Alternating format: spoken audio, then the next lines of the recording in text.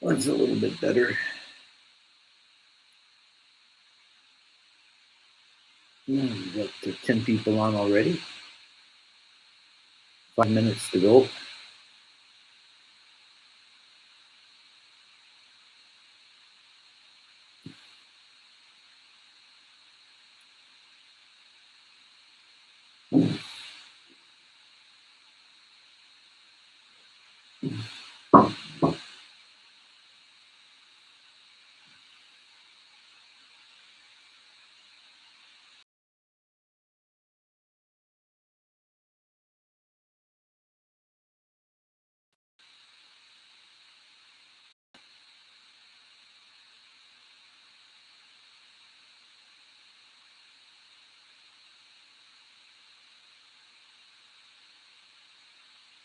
You've got people checking in from Berlin, from Brazil, from Michigan.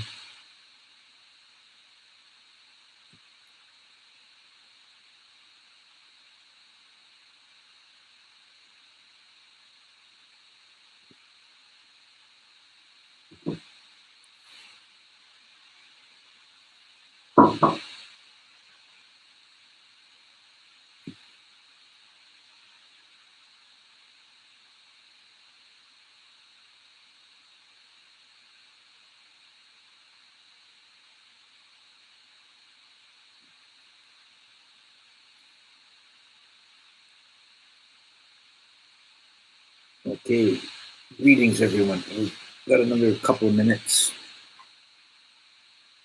Not quite 6 yet.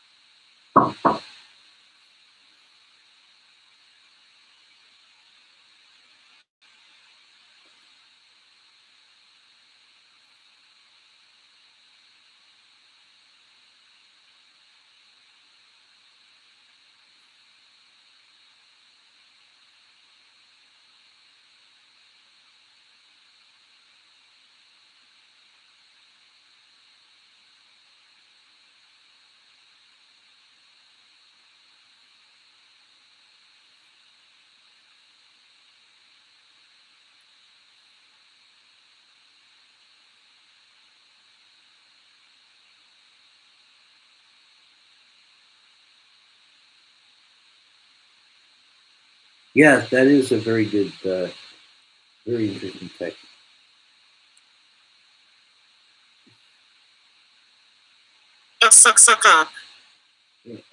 Namo tassa bhagavato arahato samma sambuddhassa. Namo tassa bhagavato arahato samma sambuddhassa. Namo tassa bhagavato arahato samma sambuddhassa. Okay, today I'm going to talk about the Petaloka, the ghost realm.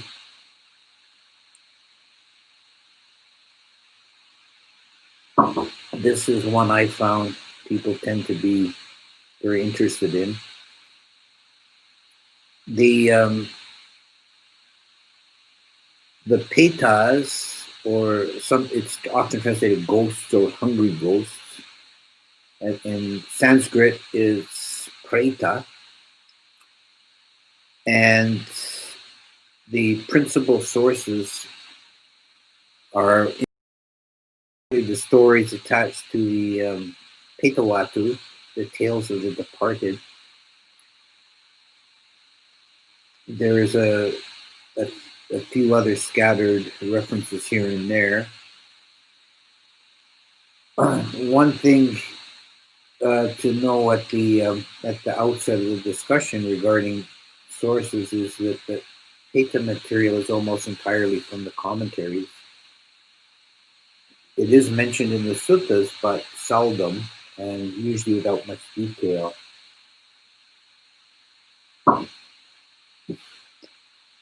A Peta is a particular station of rebirth,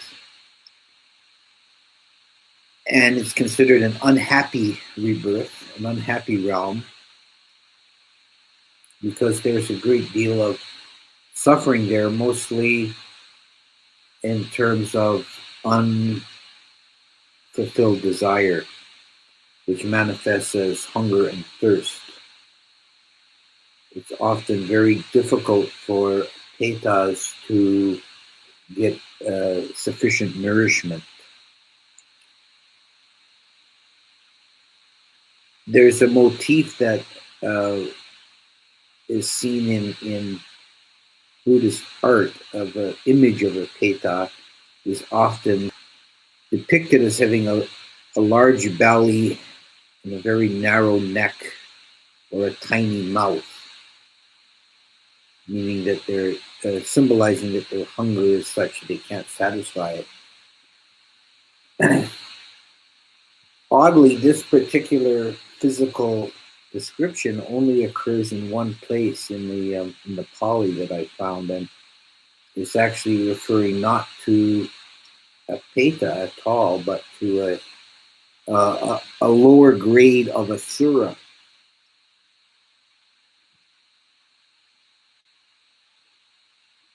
This brings up a point when we're talking about these realms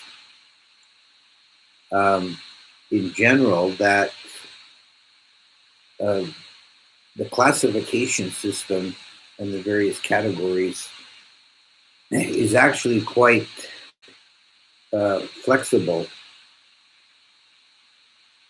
There are some Petas that live a fairly fortunate existence, and it's hard to distinguish them from Bhuma Devas, or earthly Devas. In fact, there's one text that refers, in the course of a longish story, it refers to the same being as a Peta, as a Dewa, and as a Yaka. So the categories are somewhat looser and have more overlap than may appear at first glance, particularly if you see short summaries and diagrams of the different realms. There's actually a fair bit of overlap at the edges, let's say.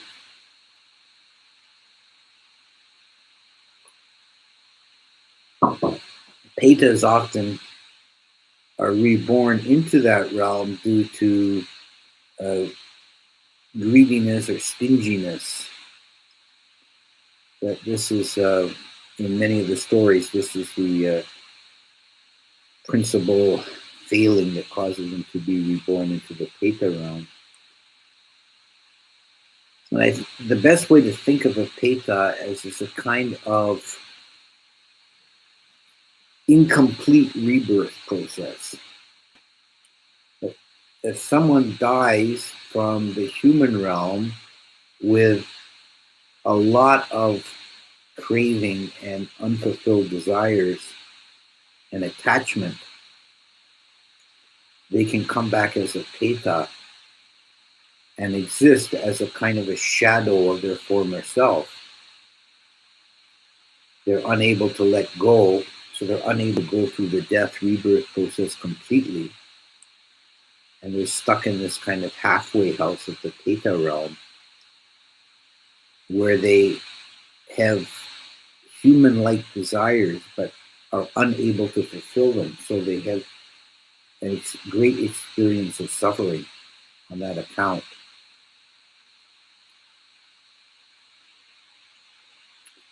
The idea of the Peta realm as a kind of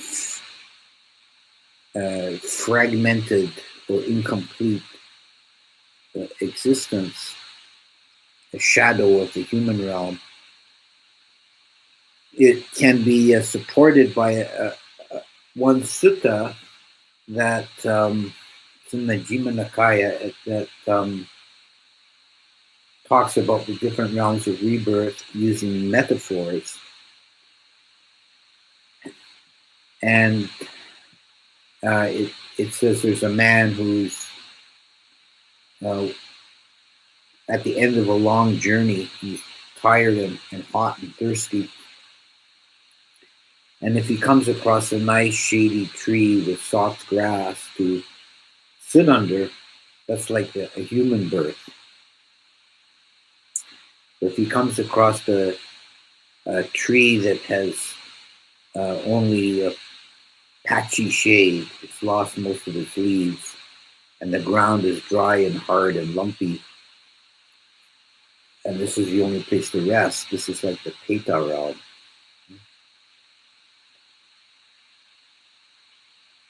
The animal realm in this metaphor is like falling into a pit full of dung, a cesspit, and the hell realm is like falling into a pit full of hot coals. The Dewa realm is like coming across a two-story mansion where one can lie down at his ease in a cool shade. But Nibbana is compared to finding a pool of sweet, clear water. The symbolism here is that all the rebirths, even the Dewa birth, in this metaphor, that he doesn't get what he really wants, which is water, what he really needs. But does get some degree of comfort in the human realm and the Dewa realm. And the Peta realm is the only one in this metaphor that has such a close resemblance to the human realm. It's just like a poor version of the human birth.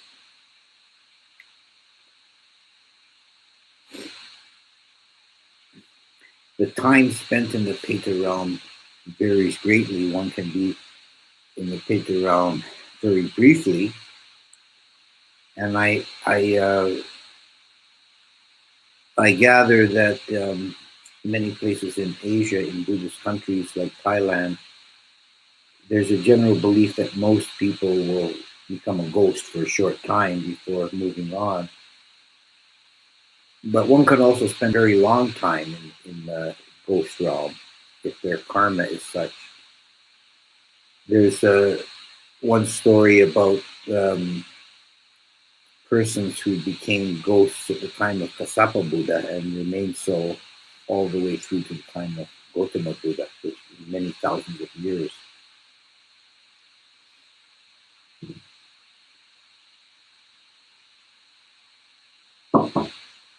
The particular sufferings endured by ghosts can vary and can sometimes be more than simple hunger and thirst. And it's often takes the form of something appropriate to the evil deeds that they did as a human. For example, there's a story about a woman who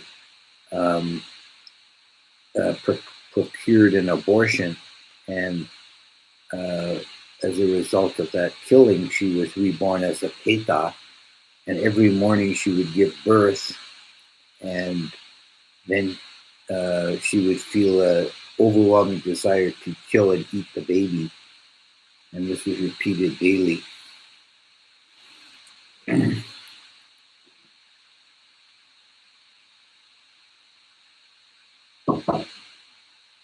There's a story about a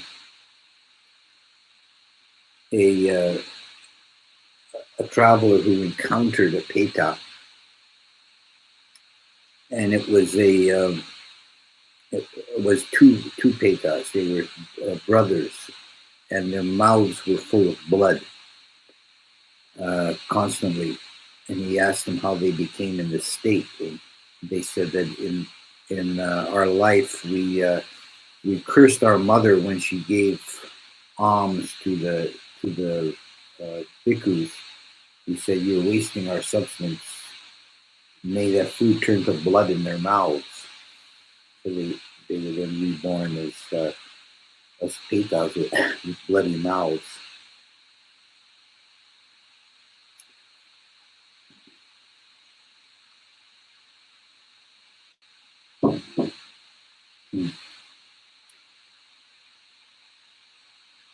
There's a class of Petas that are quite interesting that are called Wamana Petas.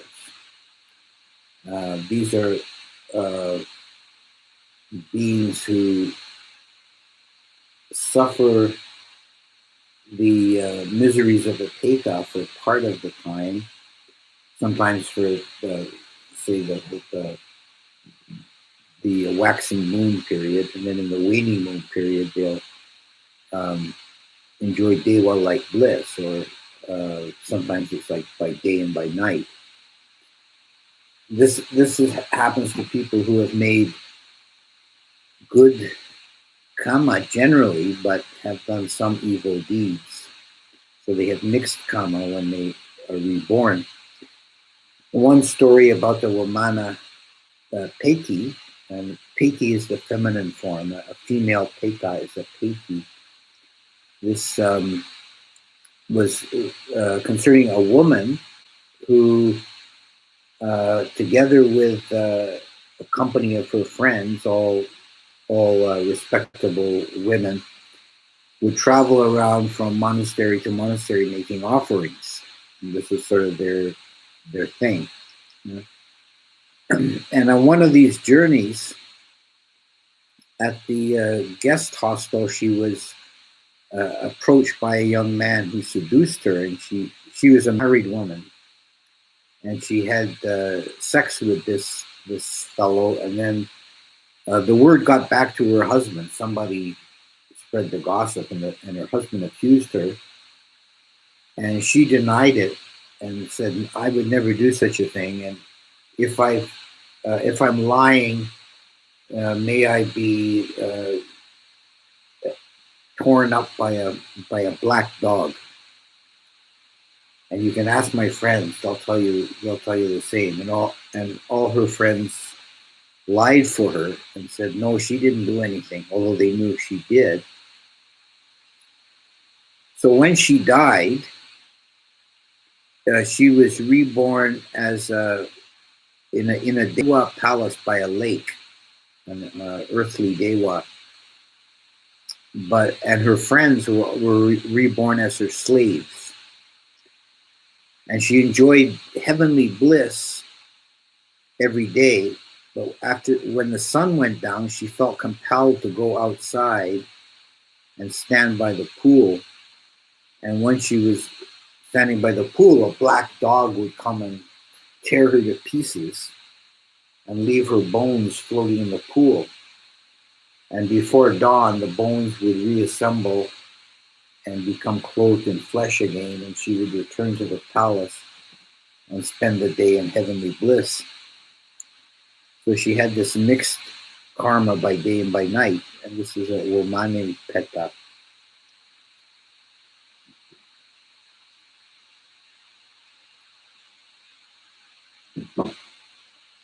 And there are several stories about Wamana Petas and different variations of their suffering and part-time and happiness sometimes.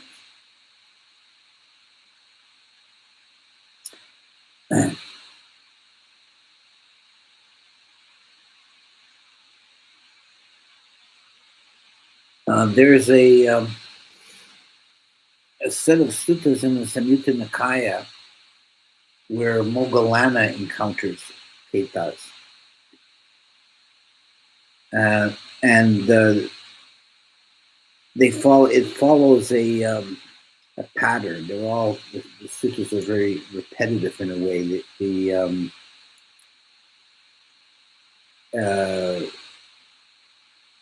Moggallana is walking with another monk, and Moggallana smiles, and the monk says, "What are you smiling at?" And he says, "I see this skeleton flying through the air, or I see a pursued by birds, or you see some other horrendous form flying through the air," and it makes him smile. there's a couple of curiosities about this. This is in the sutta. They're never called Petas, so the commentary identifies them as being beings of the Peta realm, the various kind of partly decayed bodies or skeletons or various kind of misshapen birds, horrible things that makes Moggallana smile. And the explanation for his smile is never really satisfying. And the commentary says he smiles because he knows that he's how wonderful it is that he's free from such a rebirth, which doesn't seem very satisfying as an explanation. In the Abhidhamma, when they classified the 89 kinds of consciousness, this particular consciousness, the smiling consciousness, gets a special place because it can't be fitted anywhere else. It's such an oddity.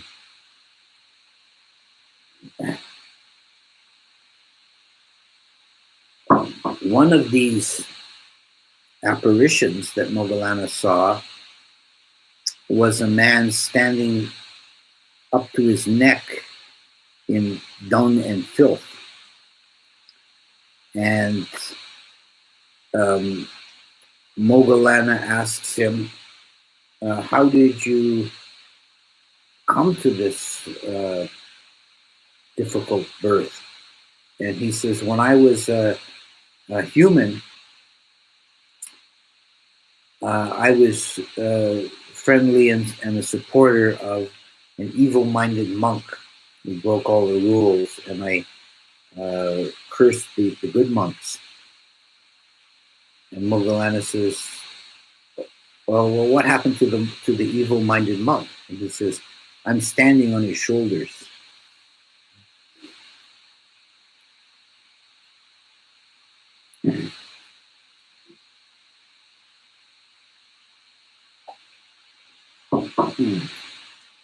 And a very important topic or aspect when we're talking about the ghost realm is the transference of merit.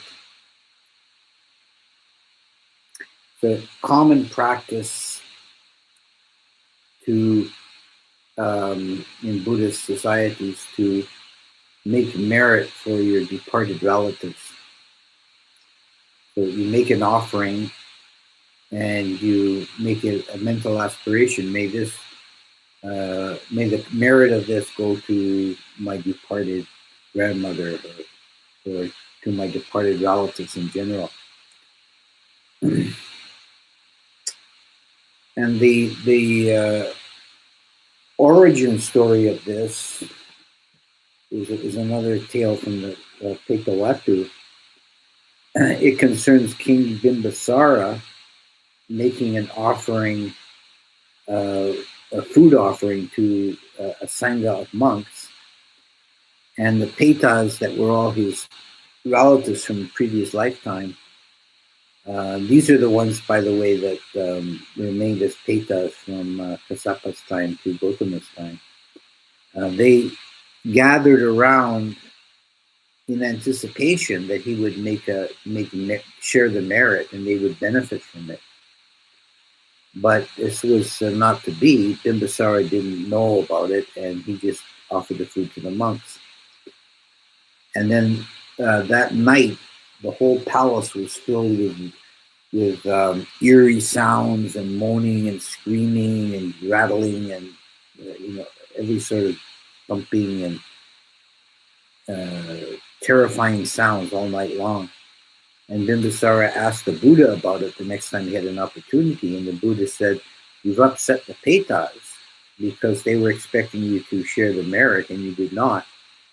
So Bimbisara said, how can I make amends? And the Buddha said, make another food offering, and this time offer the merit to your departed relatives. So that's what he did. This time the Buddha came with the Sangha of monks, and Bimbisara, with his own hands, offered them uh, food and water. And when he offered water to the Buddha by washing the Buddha's hands, pouring water as the Buddha rubbed his hands under the stream, that appeared in the Dewa realm as crystal fountains, bounteous fountains of water. And when he offered a handful of rice to the Buddha, that became in the realm of the Petas, it became tables laden with every kind of delicacy and wonderful food. So whatever he gave to the Buddha then became multiplied in the Dewa realm, and the Dewas then were satisfied and enjoyed Dewa-like pleasures.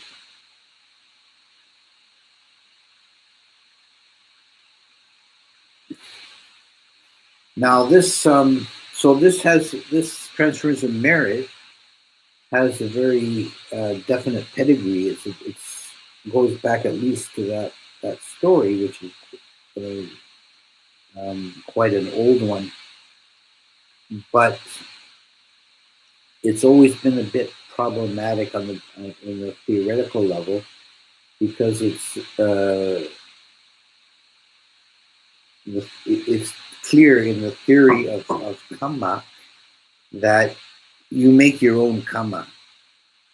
Karma is made by the individual and not by anyone else.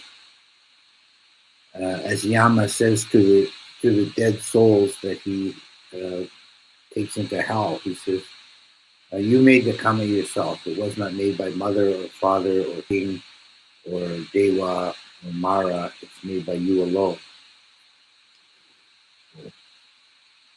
So how do you transfer merit? Well, the theory that developed, explanation, is that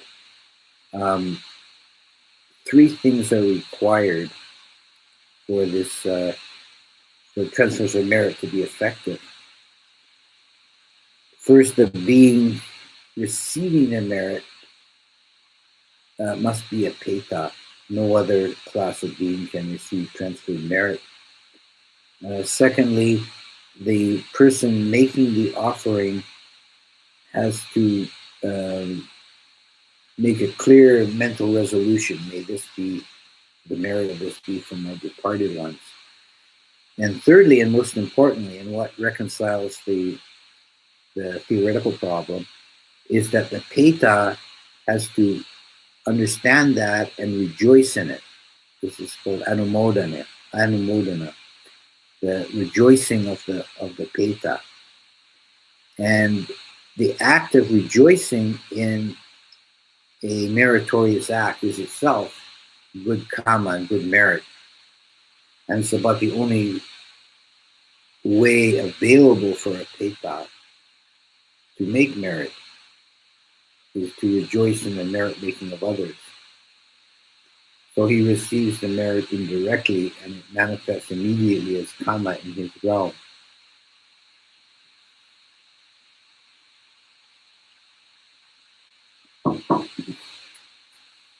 It's not possible to give anything to a peta directly. They're unable to receive anything directly. And there's a number of stories that bring this out. One example is there was a married couple, and the wife was a devout follower of the Buddhist teachings, and her husband would have nothing to do with it. And when she made offerings to the monks, he cursed her and said, "May the food turn to ash in their mouth, and may the cloth that you give them, may it turn into burning sheets of iron when they try to wear it." And when the two of them came to the end of their lives and died, she became a Bhuma Dewa, an earthly Dewa, living in a tree. and her husband became a Peta who lived in the forest nearby, and they had memory of their previous life, and she tried to help him. He was starving and hungry as Petas always are, and naked and cold, and she offered him food, and it just turned to ash in his mouth. And she offered him cloth, and he tried to wrap himself in it, and it just turned into red hot burning sheets of iron. So she felt sorry for him, but was unable to help him. Until one day she encountered a bhikkhu who was walking through the woods, and she manifested into a form that he could see, and she got him into conversation and asked if there any way I could help this poor wretch who used to be my husband. And he said, you can't give him anything directly to his hand. It will not work. Petas cannot receive gifts directly. But if you make an offering, then dedicate the merit to him, he can receive the benefit. So she offered food to the monk, and she offered cloth to the monk, and for this, in the presence of this Peta. And he immediately, the Peta immediately had a bowl full of delicious food, and he had fine cloth to wear.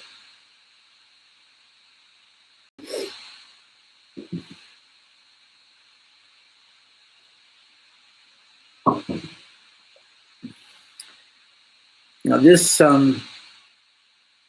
transference of merit to the Petas actually probably predates Buddhism in India. And the particular form it takes in the Buddhist tradition seems to be a merging of two separate traditions in India, one of making offerings to wandering holy men, the samanas, which is a very, very old Indian tradition. The samanas, it's a cognate word to shaman. They were the holy men, the independent wanderers that were supported by generosity of villagers. So that was one stream. The other stream was making offerings to the dead. And this was very common in India, in many cultures actually, to make offerings to the dead, particularly one's relatives, departed relatives. And in the Buddhist version, these two traditions merged. So one made offerings to the dead through the making of offerings to the bhikkhus.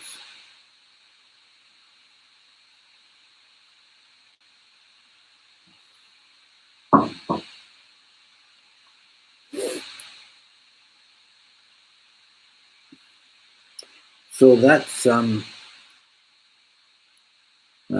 transference of merit, which is very important. And this is the practice that one should do for the departed. It's not appropriate to extend metta to the dead. And one explanation I've heard for this is that if they are in the ghost realm, if you're offering metta to them, that will cause them to hang around and remain associated, turn into kind of a haunting even. So, and it hinders their moving on, taking a higher rebirth. It's better to offer them merit.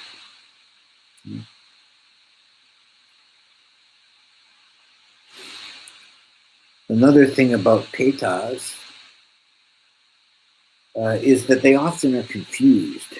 They don't know they're in the Peta existence often. Sometimes they do, sometimes they understand it, but very often they don't. And there's a story in the Petawatu about a man encountering a Peta in a sugarcane field. and Peta begged him for sugarcane, and the man said, "Well, there's sugarcane all over the place. Why did you take it some?" He says, "Every time I try it, somehow I can't do it. Uh, the only way I can receive sugarcane is if someone gives it to me, holding it behind their back." So he does that and gives some sugarcane to the Peta. In further conversation, the man realizes that this is a Peta, but the Peta is confused. He says, "I don't know what happened to me. I feel like just a fragment of myself." And the backstory to this is that when he was alive as a human, he was a wealthy merchant, and a beggar asked him for some sugarcane. And at first, he just ignored the beggar and carried on his way. He was walking along with some sugarcane, chewing on the sugarcane sticks, and the beggar asked him for one, and he just ignored him. And then finally, to get rid of him, he contemptuously held one behind his back to give it to the fellow to get rid of him. So now that was the only way he could possibly receive any nourishment.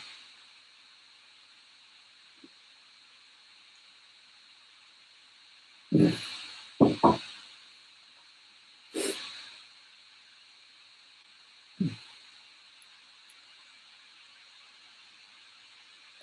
So, taking this into account, something that sometimes comes up is if people in modern times have some encounter with a ghost, what should they do?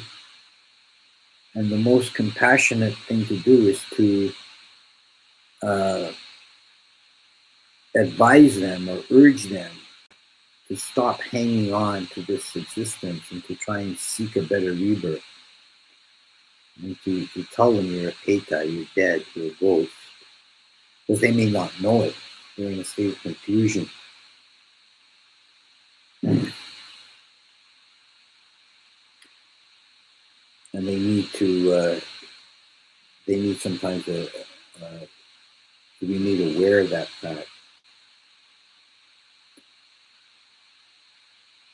In Thailand, there's a custom. They usually, when someone dies, they're almost always cremated.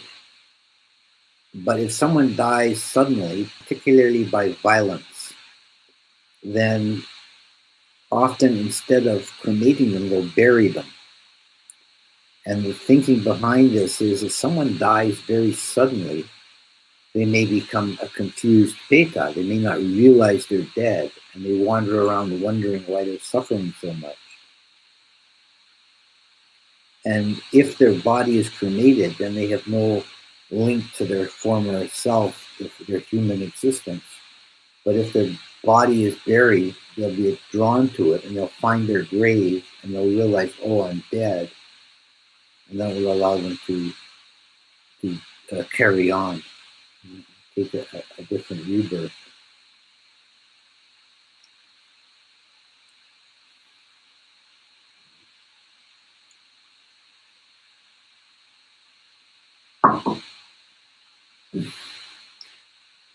Often a Peta existence, because it's a lower rebirth and it comes from bad karma, sometimes it's a transition to falling even further.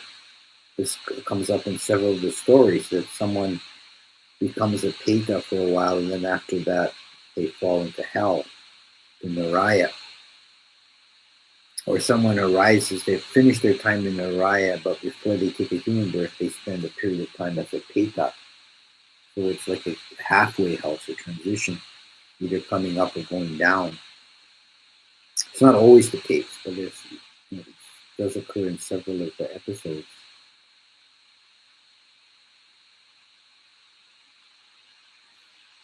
Petas take a great variety of physical appearance. Some of them, like that one in the sugarcane field, they appear, to a casual glance, they appear quite human. Others are very horrific looking. um, often extremely emaciated and with very ugly features. Uh, Sometimes they take animal forms. And there's stories about ghosts that look like crows or like snakes.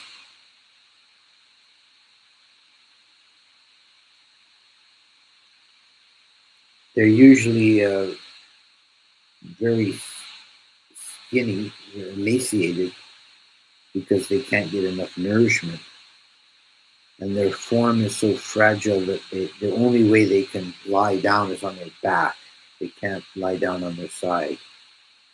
Not possible for them.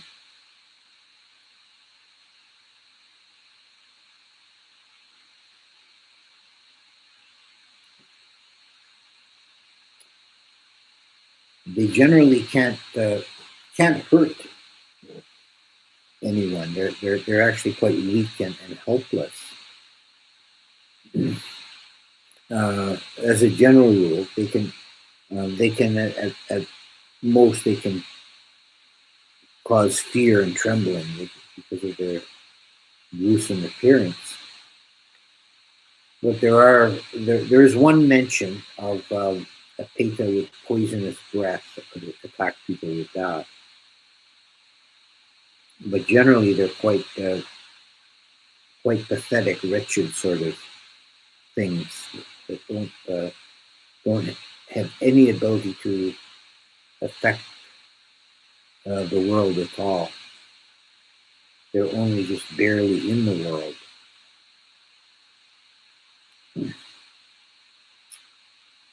So a Peta birth is definitely something you want to try and avoid. Um, so you want to really try and avoid falling into Peta-like consciousness while in the human form. Many people have compared drug addiction, for example, to Peta-like consciousness. That there's always this unfilled longing, this desperate need that's very difficult to fill.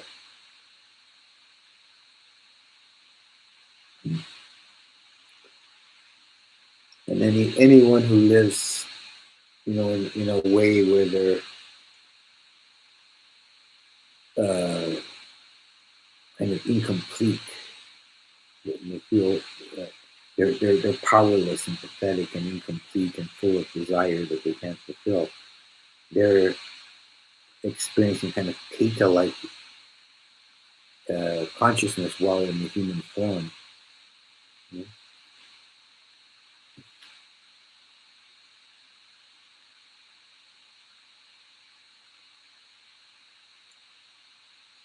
So I think that's sufficient for my discourse. Now I'll stay on the line and happy to answer questions. Anyone else to come up with questions?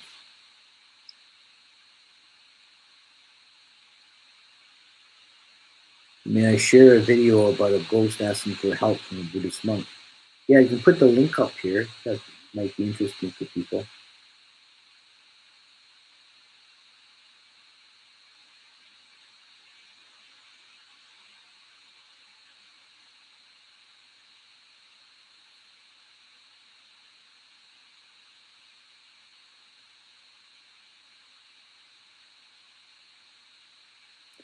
Is there any reference in the sutras to addicts reemerging in the Peta realm? No, not exactly like that. I don't know how much substance addiction was a problem in ancient India. They did. Um, I don't think. Maybe wrong. Someone with a better knowledge of pharmacological history may contradict me, but I don't think they had opium at that time.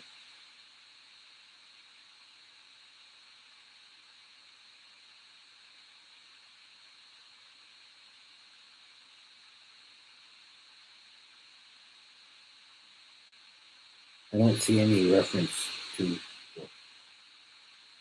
that what we think of as addiction is substance addiction, but the addiction to sense pleasure, addiction to luxury, this kind of thing would be mentioned, and then, that's a cause for if it's chronic, that's a cause for rebirth in the paper. A pig is born to families to be appear like devas. Yeah, they're spontaneously arising. They appear like devas. Dreams of my grandfather setting these in the Roger family holiday. Notice he's dead, so realize he's supposed to be dead. The dream usually ends. That's not necessarily a visitation. That could be just memory.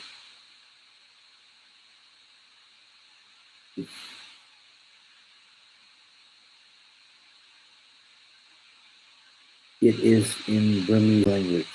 Oh, that video. Yeah, and only someone who understands Burmese could get anything out of it. Can we offer food to lay people and dedicate merit, especially monastic? Yeah, you can offer food to lay people if it, and but it only is it makes merit. You offer food to anybody, you get merit for that. But you can only, according to the theory, you can only transfer merit if it's a virtuous person. So a lay person who's virtuous, if you offer them something, then the merit can be transferred to the Deva realm.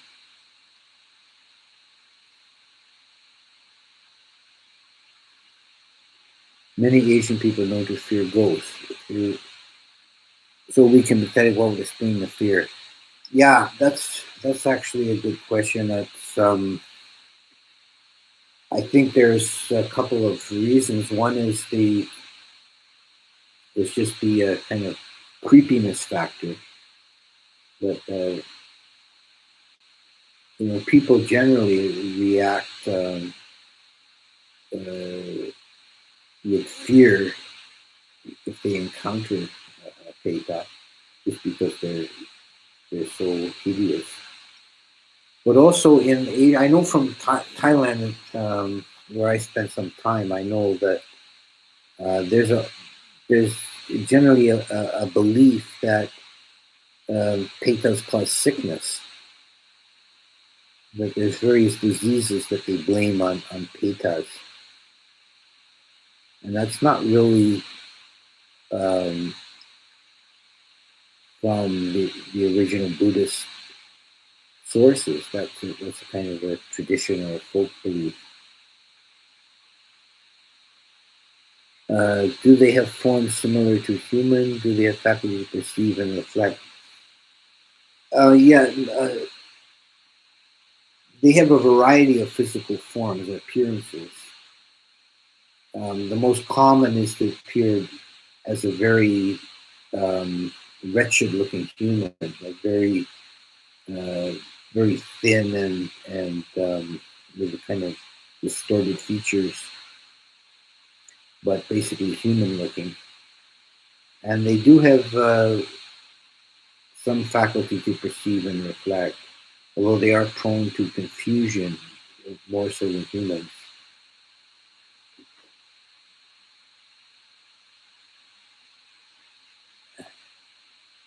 Why do ghosts remember their past lives and not humans?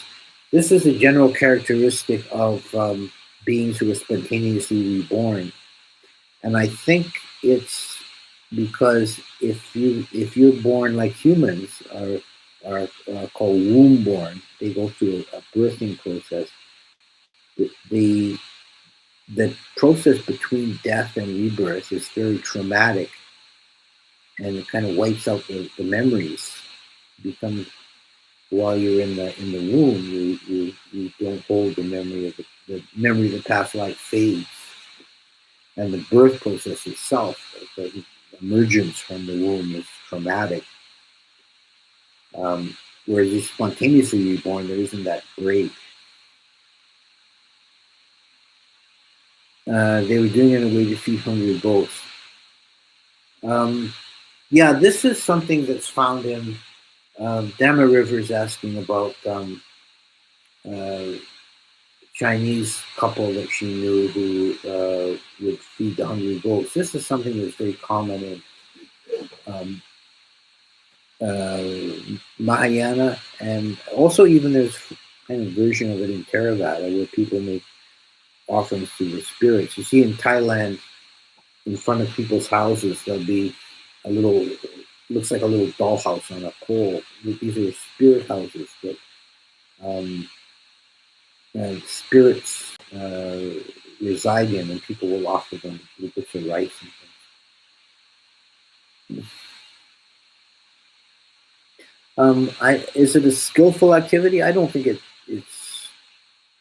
certainly doesn't do any harm. It's an expression of generosity and compassion. I think it's probably generally skillful. Can an animal be reborn as a peta? Yes. Yeah, an animal can become a peta.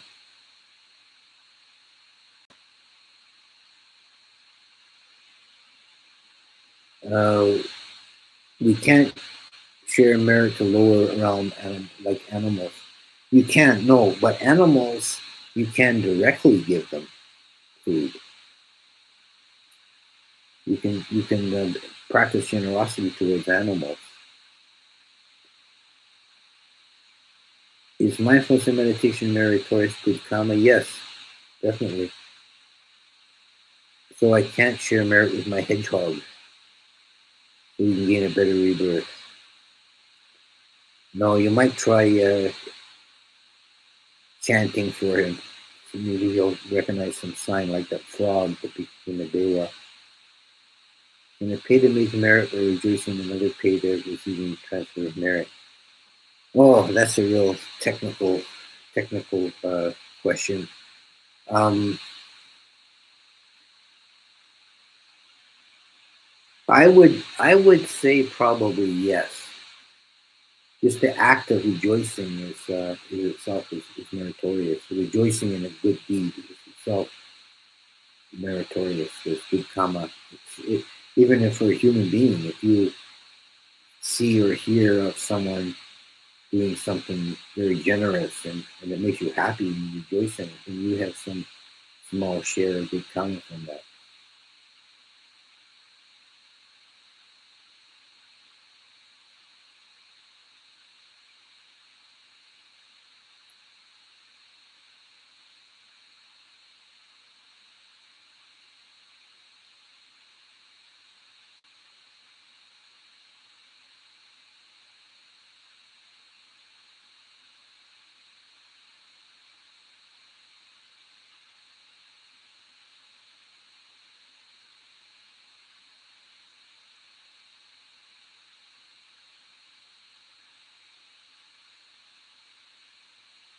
Do I become a ghost if I die thinking of attachment? Yeah, that's like a house of objects. Yes, that's possible. The particular mind moments at death have a strong effect on your rebirth. But if you have uh, generally lived a virtuous life, and just at the very end you fall into strong attachment, then the worst probably would be a very brief experience as a ghost.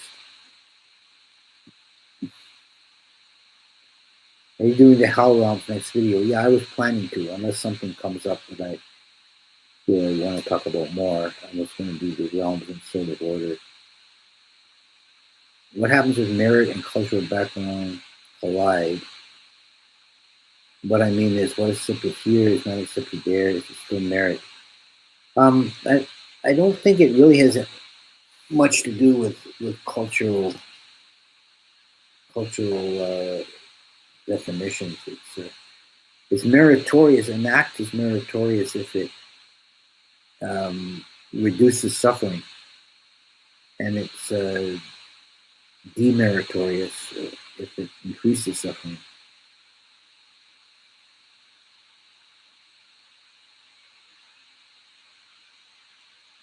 Can Petas create karma in their existence? Yeah, even very very little.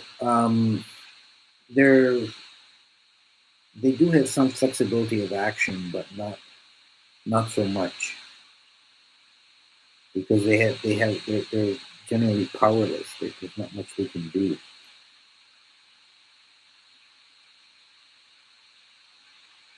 If one does not see ghosts directly, how will we know they are there?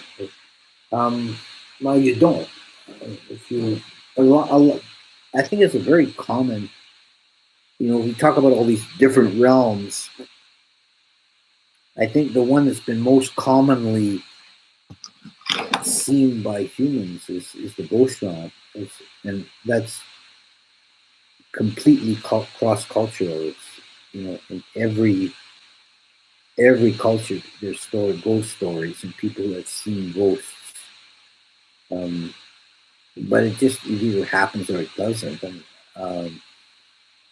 it may have something to do with the sensitivity of the person seeing the ghost, and it may be a wish on the part of the ghost, maybe to appear to their departed relatives.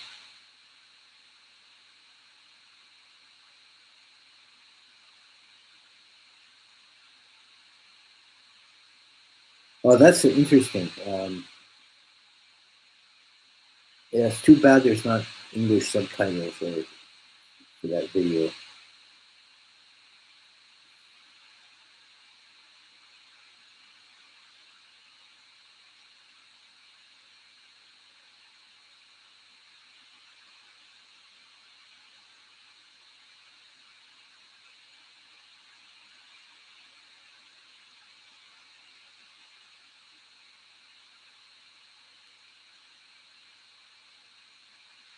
If I ever encountered a pika, not sure.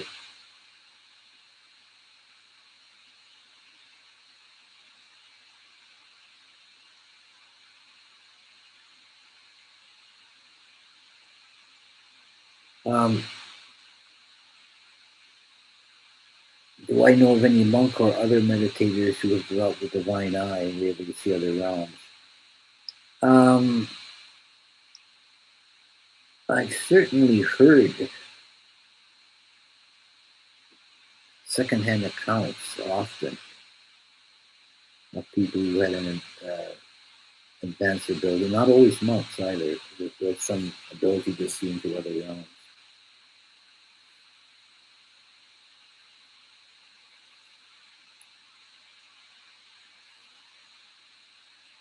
I've heard there are two kinds of ghosts: the hungry ones and the angry ones. Is that true?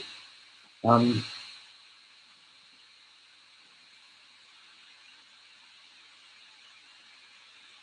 I don't know if they would all classify within Peta realm, but as I said, there's like the, the categories are kind of vague and fuzzy at the edges. Hungry ghosts are what we would classify as Petas. Um, Angry ones, I would think, would probably be called in the polytext maybe yakas or asuras. I don't think they would be Petas.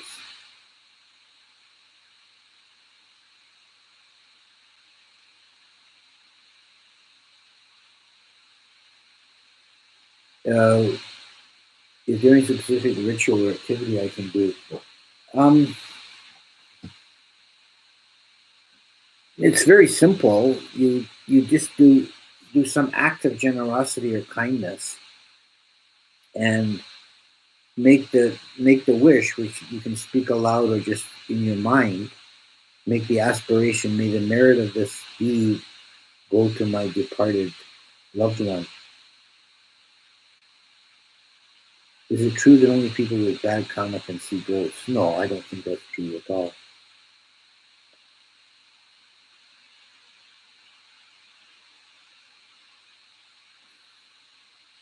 Ajahn Mun certainly was not that example of bad karma, and he had many encounters with ghosts.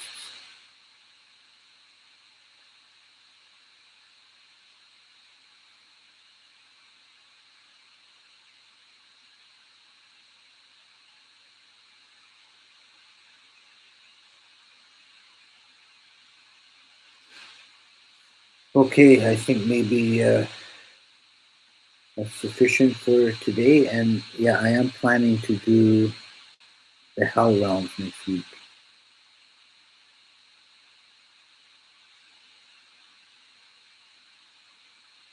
Uh,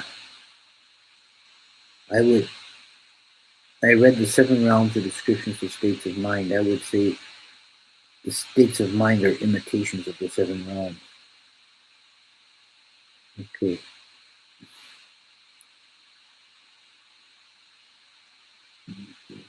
Thank you all for attending, and we'll see you again.